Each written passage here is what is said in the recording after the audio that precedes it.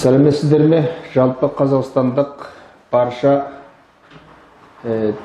көрермендер, сіздерге мәдениет қайраткері Қуандық Шамақай ағамызды жолықтырып, осы кісімен біраз сұхбаттап алайық дедік.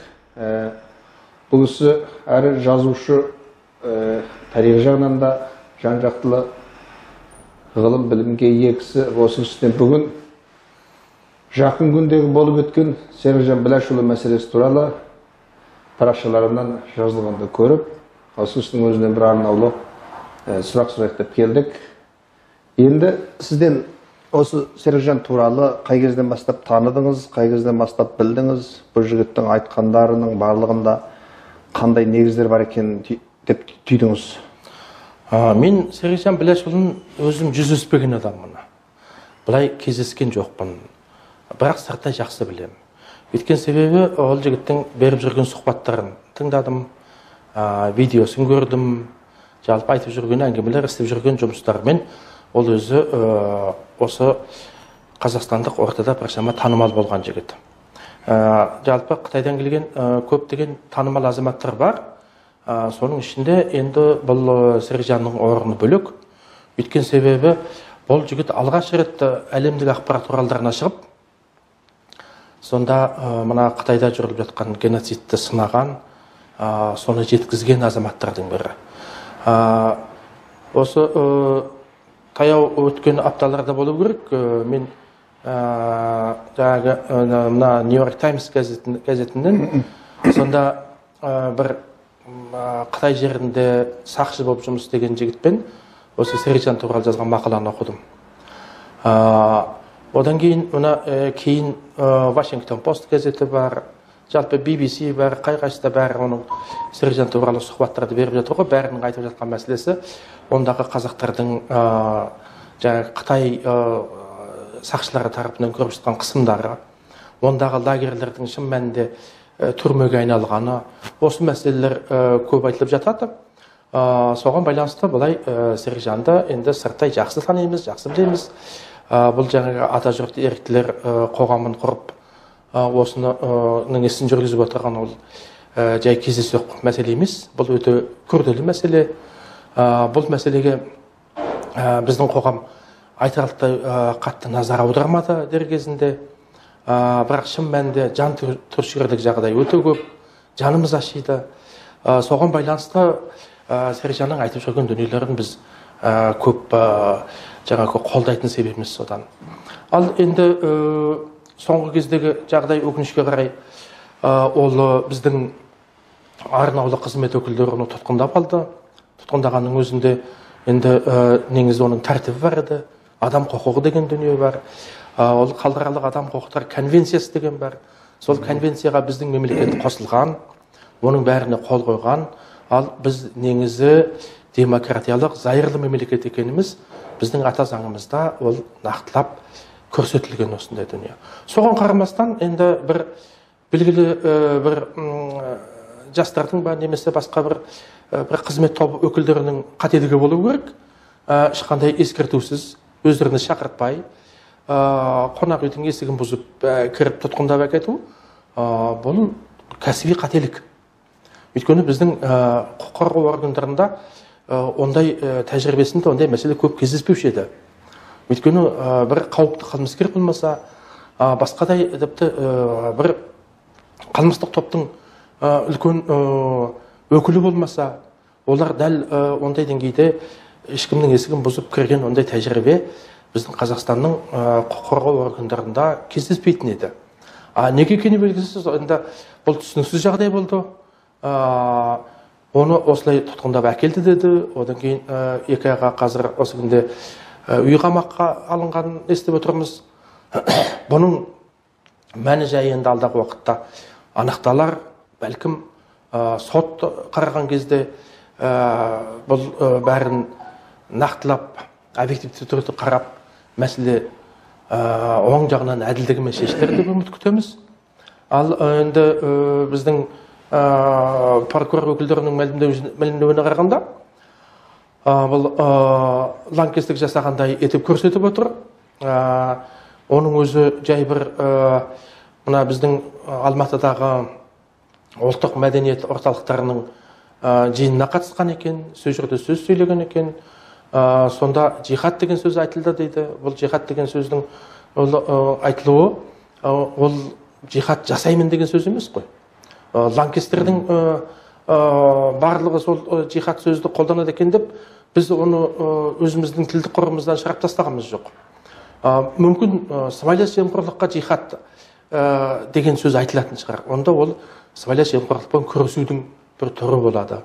Оны біз осы сөзді қолданды, осы себептен бұл лаңкестік жасағалы жатыр деп айтуға келмейді. Яғни ол күрес деген сөз ғой, иә? Ол күресу деген сөз. Ұлттық арнаның телеарнасында бергенде Сережанның сол сөзін қиып алып, тап сол жерде жихад деген сөзді жасаймыз деген жерде қиып алды да, соны алдын ала сол күні берілді. Сонда бұл енді журналистің кәсіби этикасын бұзу деп саналады. Мен өзім халықаралық журналист ретінде бұл мәселеге, бұл журналистің өзінің арнайы кәсіби этикасы деген бар, принцип деген болады. Соны бұл бұзушылық. Өйткені себебі қандай бір фактінің өңін айналдыруға болмайды. Егер қасақана өңін айналдырған болса, бұл біраздан соң жай этикалық қателік қана емес, бұл қылмыстық іске кетіп қалатын осындай қауіпті жақтары бар. Сондықтан қай жағдайда болсын, біздегі ақпарат құралдар өкілдері ол өзінің меншік нысанына қарамастан, мемлекеттік бола ма, жеке меншік бола ма, қандай жағдайда бұл кәсіби этиканы қатаң ұстану керек, оған бағыну керек. Жалпы заңдылықтың аясында жұмыс істеуге тиіспіз. Қандай жағдайда да ақпарат құралының өкілі ол бейтарап болуға тиіс. Ол ешбір жақта даттамайтын, жақтамайтын, тек қана сол бейтарап түрде сұрақ қойып, соған жауап алатын, осындай бағытта ғана жұмыс істеуге тиіс. Егер де белгілі бір топтың, немесе белгілі бір тұлғаның соның ағына жығылатын болса, соны бұлай немесе қобыжық етіп көрсетуге бағытталатын болса, бұл кәсіби этикаға қайшы келеді. Демек, журналистің сол бір жихад деген сөздің мағынасын білмей ма, жоқ халықтың ортасында осындай бір үрей туып кетеді деп ойламады ма? Ел үшін жүрген Серікжанды осы қатаң ұстап әкеліп, сосын барып телевизордағы мәлімдемесінде осындай жихад деген сөзді, енді ол жерде бүкіл Әзірбайжан тағы бір қанша түркі ұлттарының этно-мәдениет орталығының бастықтары және бір әкімдер бар дейді, қаншама адамның жиналысы, ол жердегі жиналыстың жалпы түп сөйленген сөздің барлығы біздің қолымызда бар, ол жерде оның барлығы қиып алғанда көрініп тұр. Осы туралы енді жаңа түсіндірме бересіз, жихад деген сөзі. Оны мен өзі жаңағы ұлттық арнада көрсетілгеннен кейін әдейілеп соны ютубтегі каналдан көрдім. Ондағы сөйлеген сөз. Ондағы сөйлеген сөзді пәлендей бір лаңкестіктің ешқандай сипаты байқалып тұрған жоқ. Өйткені себебі бұл жерде жай ғана Қытайдың қол астындағы біздің төрт тектес ұлттардың, соның ішінде қазақтардың қиналып жатқанын, соған байланысты ол қандай жағдайда болсын Қытай компартиясының осы жүргізіп отырған идеологиясы мен саясатымен келіспейтіндігін ғана мәлімдеп жатыр. Ақпараттық күрес жасаймыз деп. Өйткені ақпараттық майдан, ақпараттық соғыс, ол ақпараттық күрес деген дүние қазір біздің саясаттанушыларда, журналистиканың ғалымдарының арасында бұл ғылымда кеңінен қолданылып жатқан нәрсе. Өйткені себебі шын мәнінде қазір осы күнде идеологиялық майдан деген дүние ондай атау ежелден бар. Ақпараттық соғыс деген сөз міндетті түрде айтылады. Бұл бірақ кәдімгідей қару алып соғысу емес. Ал енді бұл жерде ақпараттық жихад деген мәселе, оның біреудің таратып отырған жалған ақпаратына қарсы шындықты қарсы қою деген ғана мағына білдіреді. Негізі осылай түсінген дұрыс болады да. Одан кейін енді кімнің жаңа Серікжанның көптеген қадамына келетін болсақ, ол өте шешен сөйлейтін жігіт. Қазақ тілін өте сондай бір саяси терминдерді болсын бәрін оны жеттік білетіні байқалады. Ағылшынша да жақсы жатық сөйлейді екен. Енді қытайшасын онсыз да солай ғой. Мақты ғой, енді оны айтар жоқ. Бірақ енді ол да сөздің төркінін білетін жігіт менің түсінігімше. Сондықтан ол өзінің жаңағы ішкі мотивінде ондай бір лаңкестік жасайын деген немесе екі елдің арасында бір достықты бұзайын деген ондай ниеті жоқ. Анада бір сөзінде мен видеодан көріп қалдым, сонда айтып отыр, біз Қытай халқына ешқашан оған қарсы емеспіз. Біз сонда жүргізіп отырған ой дұрыс аман болсын, қазақ Қытай аман болсын деп айтады. Жергілікті бір сондағы партияның белсенділерінің істеп отырған қателігін қана сынап отырмыз деген мағынада айтып отыр. Онысы дұрыс. Әрине, Қытайдың осындай ұлы халық екенін бәріміз білеміз. Қытайдың мәдениетімен біршама таныспыз. Мысалы, Қытайдың атақты мына Нобель сыйлығын алған жазушысы Мо Янның бір әңгімесін мен қазақ тіліне аударғам кезінде. Сондықтан Қытайдың әдебиетін, мәдениетін біз қашанда оны құрметпен қараймыз. Оның халқына да құрметпен қарайтынымыз анық. Оны Серікжан да солай деп айтып отыр. Ал енді жаңағы бір ат төбеліндей азғана бір Қытай компартиясының бір шолақ белсенділерінің жасап жатқан қателік үшін, оны сынаған үшін, оған ақпараттық жихад жариялайын деп айтқан үшін біз өз азаматтарымызды кінәлауымыз ол дұрыс нәрсе емес. Оның сыртында мынандай мәселе бар. Біздің Қазақстан Республикасының барлық заңдылықтарында көрсетілген, жалпы соттың шешімі шықпай тұрып, соттың үкімі өзінің заңдық күшіне енбей тұрып, ешкімді қылмыскер деп атауға, оны қылмыскер деп оған айтуға ешкімнің қақысы жоқ. Ол заңмен тыйым салынған. Ал қазір қарап отырсаң әлеуметтік желілерде жаңағы Серікжанның оппоненттері, оның қарсыластары оны қылмыскер деп жатыр, алаяқ деп жатыр, неше түрлі атаумен атап жатыр. Ертеңгі күні ол өзінің заңдық құқығын қорғау үшін сол азаматтарды сотқа беретін болса, ол нағыз жаңағы қылмыстық кодекс бойынша жауап беретін сол жаза жапқан адамдар болып шығады. Иә. Сондықтан оған да мына жалпы біздің әлеуметтік желі қолданушылар, кімнің Серікжанның жақтастары болсын, оның оппоненттері болсын, кім болсын, барлығы да бұған негізі абай болған дұрыс. Өйткені себебі заңдылықты шын бұзу бар, оны кейде оған қаралап біреулердің арыз жазуы бар, бәлкім сол біздің құқық қорғау органдары мынандай ашық демократиялық қоғамда Серікжанға қарсы арыз бергендер кім? Оның аты жөндерін ашық жазу керек сияқты. Егер де домалақ арыз жазылған болса, ол ондайды біздің мына заңдық құқықтық органдар көп негізге алмайтын еді. Өйткені аты жөні жоқ, адресі жоқ, ондай дүниелерді енді прокуратураға қарауы мүмкін мекен жайын анықтау үшін, ал әйтпесе оған жаңа қылмыстық тергеу органдары аса көп араласпайды. Онсыз да жұмыстары көп қой, оны біреудің бір аты жөнсіз келген домалақ арызын қарап қайтеді. Ал егер де ол домалақ арыз емес болса, онда арыз жазған адамдардың аты жөндері жазылып халыққа жария етілу керек.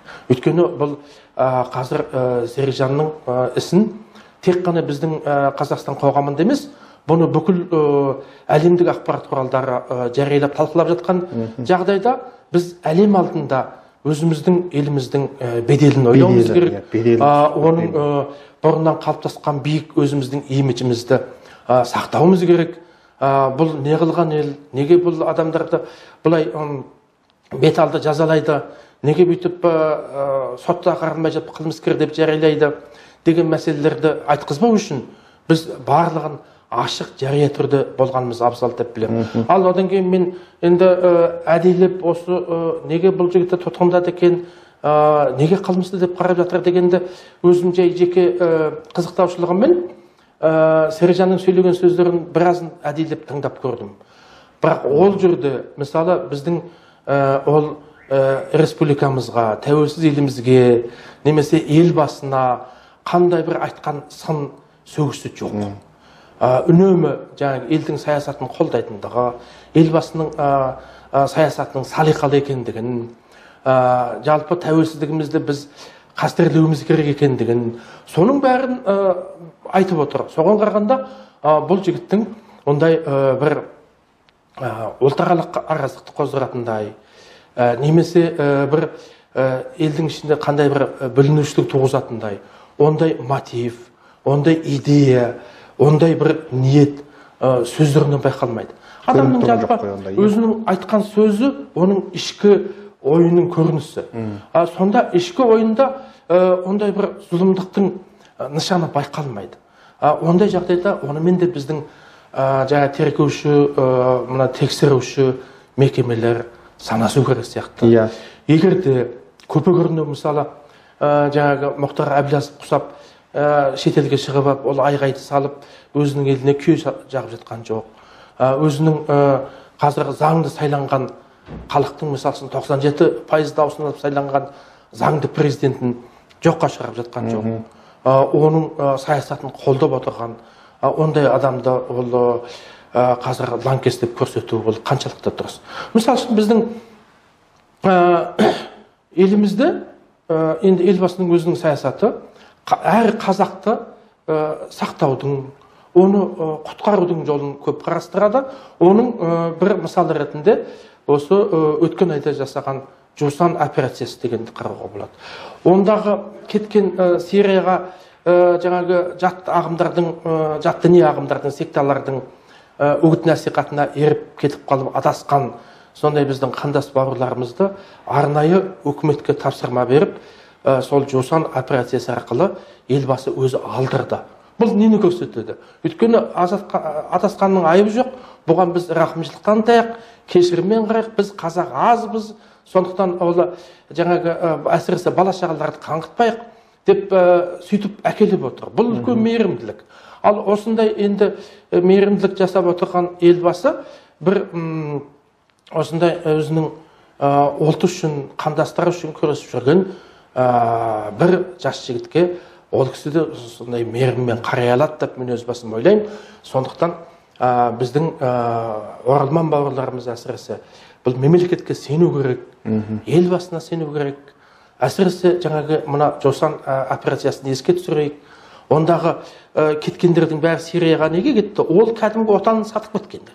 Отанға опасыздық жасап, біз қалипат құрамыз деп, елін тастап, әке-шешесін тастап, сатқандық жасап отырған жұртқа кешірім жасап отыр ғой. Бұл үлкен жүректілік. Елін сатып, басқа елдің сойылын соғып кеткен. Өзге елдің жаңағы қайдағы бір жаңағы діни секталардың сойылын соғып жүр ғой. Ал Серікжан кімнің сойылын соғып жүр? Ол өзінің қандас бауырларының, жерлестерінің, қазақтың, сонда ана жақтағы қалған бір енді 3 миллион қазақтың 500-і лагерде қиналып жатыр. Соларға көмек берейік. Осында қалған бала шағасына көмектесейік деп жүрген адам ғой. Ол жаңағындай үлкен сатқындықты, опасыздықты мейіріммен қарап кешіріп отырған біздің мемлекет бұл бір ауыз сөз үшін бұл жігітке сондай жалал етеді, істетеді дегенге мен өз басым сенбеймін. Қайта керісінше түсіністікпен қарап, ескертетін дүниелер болса ескертіп, енді кім Серікжан өзі айтқан сөзінің соңында ылғи екен ғой, мен артық кеткен жерім болса кешірім етіңіздер деп үнемі кешірім сұраумен келе жатыр. Жаңағы өзіне қарсы бір топ зиялылар ашық хат жазып шағымданғанның өзінде оларға ешқандай ашу ыза білдірмеді, оларға тіл тигізген жоқ. Қайта керісінше бірлесіп жұмыс істейік. Сіздер осы істі қолға алсаңыздар, мен сіздерге көмекші болайын дегенде айтып отыр. Енді содан ақ адамның өзінің қандай деңгейдегі саналы адам екендігін, бұл біздің республикамызға, мемлекетімізге, бұл ел басында қандай адал жігіт екендігін осыдан көруге болады. Ұлттық мәдениеттің жоғары деңгейде күресте білген азамат. Оның сыртында бұл азаматтық батылдығы бар, сосын азаматтық мәдениетті меңгерген демократия жолындағы жігіт деп мен өз басым сөйтіп ойлаймын. Өйткені біз демократияның көп мектебінен үйренуіміз керек. Әрине, бұл тау алдында шешен сөйлейтін, осындай ұлтына шын берілген адамдарда белгілі деңгейде бір эмоция болады, қапалануда болып жатады. Бірақ оның бәрінен мен бұл жігіттің бір нормадан асып кеткен ештеңкесін көрген жоқпын.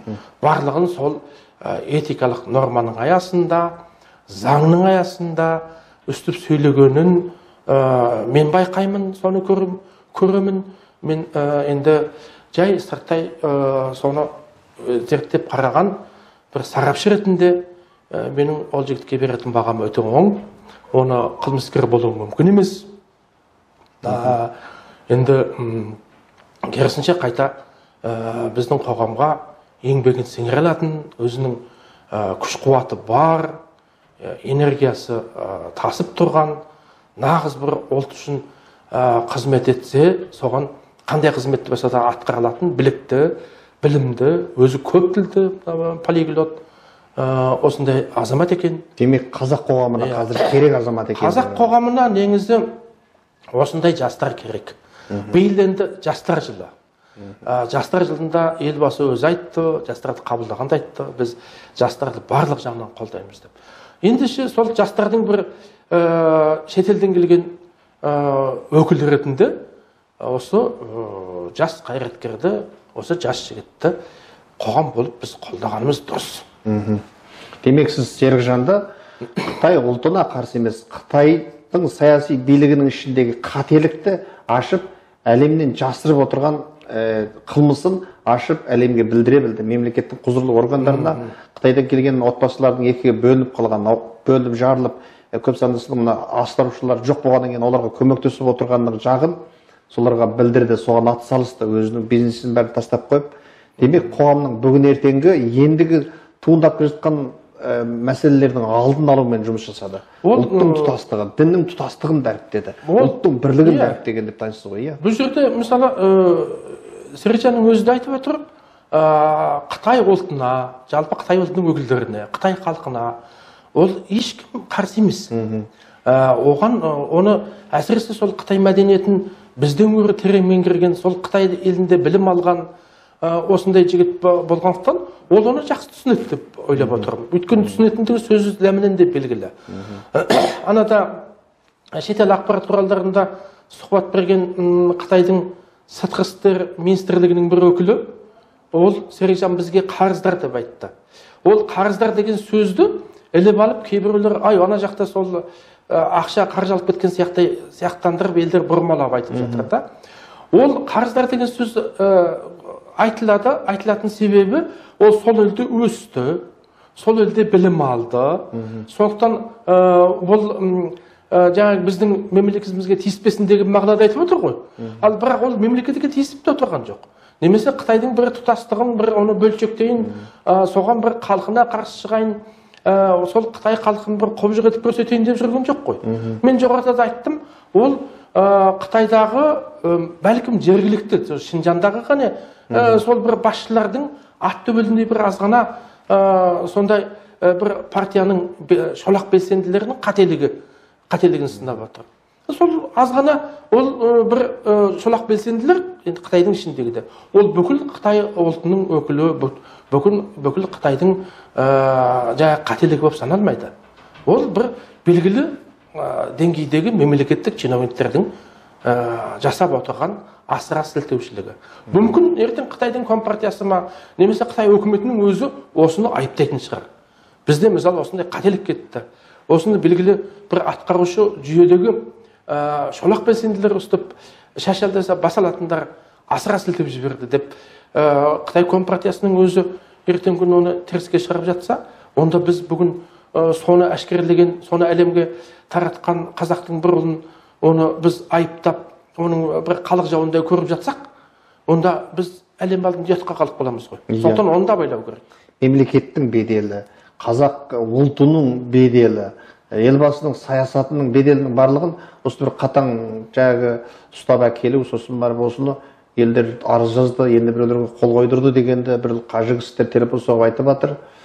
Сонда осындай істерменен тек қана мемлекеттің қажетті жұмысын істеп жүрген адамды ұсталып әкеліп, қазір енді елге біраз не тудырып отыр, елге бір жаман аңыс қалдырып отыр. Енді бұның бәрі дұрысталар деп үміттенеміз, сенеміз.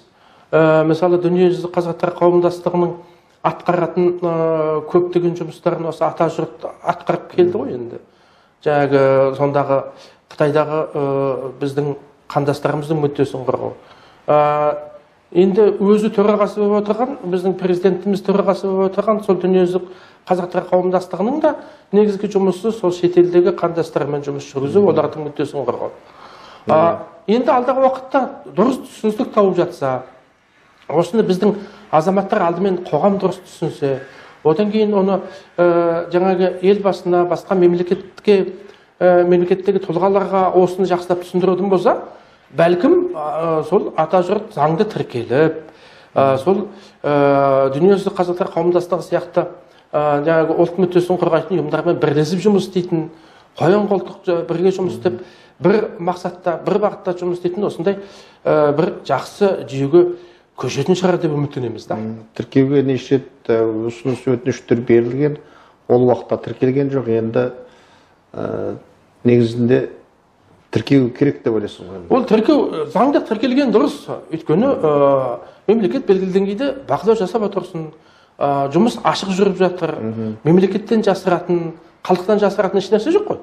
Сондықтан бірден ашық жұмыс жүрген соң заңдық тіркеуден өтіп, оны егерде тіркемей қойған болса, бір кішкентай бір қағаздан бір қате кетсе, бір әріптен қате кетсе, бізде мемлекеттік органдар оны соны тіркемей қоятын жағдай болады. Немесе бір қандай бір сол органның жұмысының бір салғырттығынан болуы мүмкін, немқұрайлылығынан болуы мүмкін. Осыны тіркеудің қажеті бар ма жоқ, қоғамдық ұйым көбейіп кетті ғой деген сияқты баяғы сондай бір бейғам қарауда болуы мүмкін. Әртүрлі себептер болуы мүмкін. Оның себебін анықтап, ашық сөйлесіп, егерде жаңағы жарғысында қандай бір олар тіркеуге жатпайтын, ұнамайтын сөздер жүрсе, онда оны жөндеп, айтқаны бойынша кеңес алып, үстіп жұмыс істесе, тіркеліп жұмыс істесе, біздің қоғамда қазір сан ондаған, мыңдаған тіпті көптеген қоғамдық бірлестіктер жұмыс істеп жатыр. Сол қоғамдық бірлестіктер сияқты жұмыс жүргізе беруіне біздің конституцияда, біздің жалпы Қазақстанның заңдары мүмкіндік береді. Сонда өзі әрбір жарғыда жазылады ғой. Біз Қазақстан Республикасының заңдары мен заңдылықтары аясында жұмыс істейміз. Міне осы болған жағдайда ол тіркейді. Енді арыз беріп отырғандар кімдер деп ойлайсыз? Мен енді оған қазір болжау жасай алмаймын. Бірақ арыз беріп отырғандар енді бір жеке басының есеп айырысуы болуы мүмкін. Жеке басы жақтырмайтын болуы мүмкін. Немесе адам баласы болғаннан кейін біреумен жүз шайшық қаласың, біреумен ренжісесің, барлық адаммен адам нөмі жақсы қарым-қатынаста болуы мүмкін емес қой. Біз бәріміз де пендеміз ғой. Мысалы, біреуді жақтырады, біреу жақтырмайды.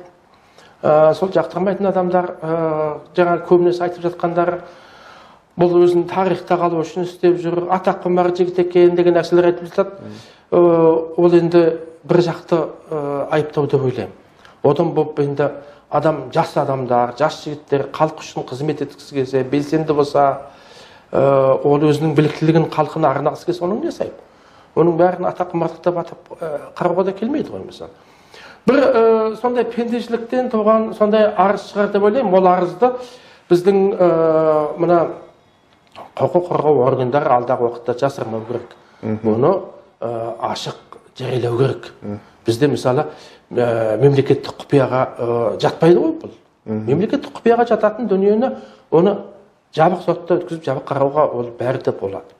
Ал бірақ атажұртты ерікті жастардың жүргізіп жатқан жұмысында ешқандай мемлекеттік құпияға жататын дүниені мен көріп тұрған жоқпын.